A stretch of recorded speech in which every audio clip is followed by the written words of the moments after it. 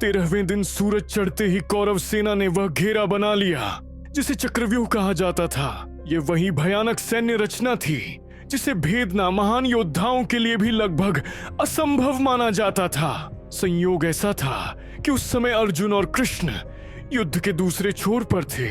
चक्रव्यूह को तोड़ने का ज्ञान पांडवों में केवल एक ही योद्धा के पास था, 16 वर्ष का अभिमन्यु। उसे चक्रव्यूह में प्रवेश करने की कला आती थी, पर बाहर निकलने का रहस्य उसने पूरी तरह नहीं सुना था। फिर भी उसने कदम पीछे नहीं खींचे। उसने बस इतना कहा, अगर मैं रास्ता खोल दूं तो आप लोग मेरे पीछे पीछे आना। और फिर वह अकेला गर्जना करता हुआ चक्रव्यूह में घुस गया। अंदर पहुंचते ही अभिमन्यु ने कौरव सेना में हलचल मचा दी। उसकी धनुर्विद्या, उसकी गति, उसका साहस, तीनों ने मिलकर हजारों सैनिकों को मात दे दी। कई रथ उसने तोड़ दिए, दर्जनों योद्धाओं को पछाड़ दिया और चक्रव्यूह की परतों को चीरता हुआ वह लगातार आगे बढ़ता गया। उसकी शक्ति देखकर कौरवों के बड़े बड़े महारथी भी हिल गए। लेकिन तभी युद्ध का सबसे बड़ा नियम टूटा।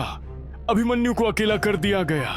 जयद्रथ ने पांडवों को रोककर चक्रव्यूह का प्रवेश बंद कर दिया और अभिमन्यु भीतर अकेले दुश्मनों से घिर गया। यहीं से अन्याय शुरू हुआ।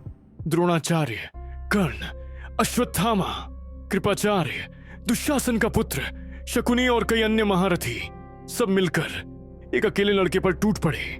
जबकि महाभारत के नियम साफ कहते थे कि कई योद्धा एक पर आक्रमण नहीं करेंगे, पर उस दिन न कोई नियम बचा, न कोई नीति। अभिमन्यु के धनुष काट दिए गए, उसके घोड़े मार दिए गए, उसका रथ तोड़ दिया गया।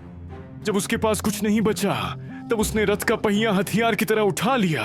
वह घायल था, थका था, पर उसका साहस अब भी वैसा ही प्रज्वलित था। आखिरकार जब वह आखिरी बार उठकर लड़ने की कोशिश कर रहा था तब कौरवों ने उसे चारों ओर से घेर लिया और प्रहारों की बौछार से उसे गिरा दिया। अभिमन्यु धराशायी हुआ, पर उसकी वीरता, उसका साहस और उसका नाम अमर हो गया। उस दिन युद्ध जीतने वाला कोई नहीं था। हार सिर्फ न्याय, धर्म और योद्धा नीति की हुई थी। और इतिहास की उस धूल में 16 वर्ष का एक लड़का हमेशा के लिए अमृतत्व की ओर बढ़ चुका था।